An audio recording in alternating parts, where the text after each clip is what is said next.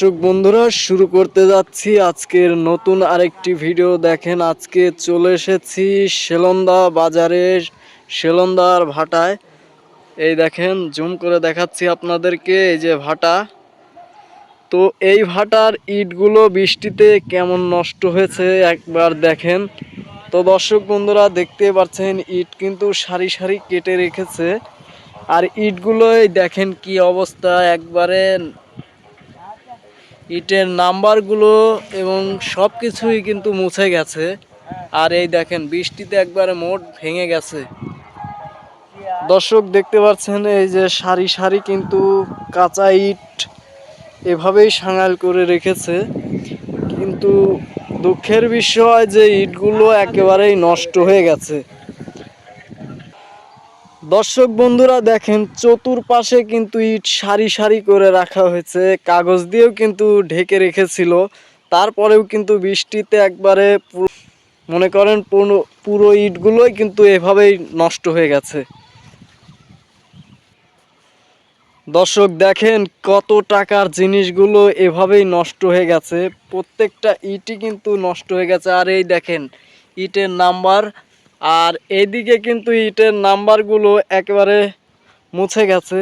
দেখেন, একটা ইটেরও নাম্বার নাই, সব বৃষ্টিতে নষ্ট করে ফেলেছে। শুধুমাত্র একদিনের বৃষ্টিতে কিন্তু নষ্ট হয়ে গেছে পুরো ভাটার ইট। দর্শক, এইভাবেই কিন্তু প্রতিনিয়ত শ্রমিকের লস হয়ে যাচ্ছে। একদিনের বৃষ্টিতে কিন্তু পুরো জায়গাটাকেই নষ্ট করে ফেলেছে।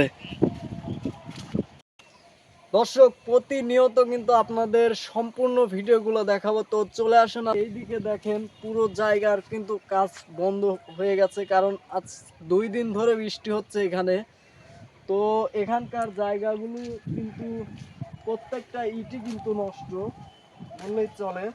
এই দেখেন, এখানকার ইটগুলো বৃষ্টিতে কেমন নষ্ট হয়ে গেছে।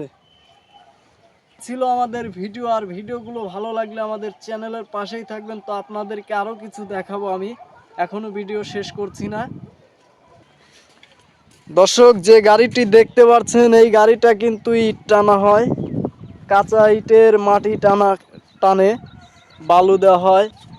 আর এই দেখেন, এদিকে কিন্তু ইটের মাটি বের করার জন্য কিন্তু মেশিন বন্ধ এখন, কারণ ভাটায় কাজ বন্ধ আছে এখন বর্তমান।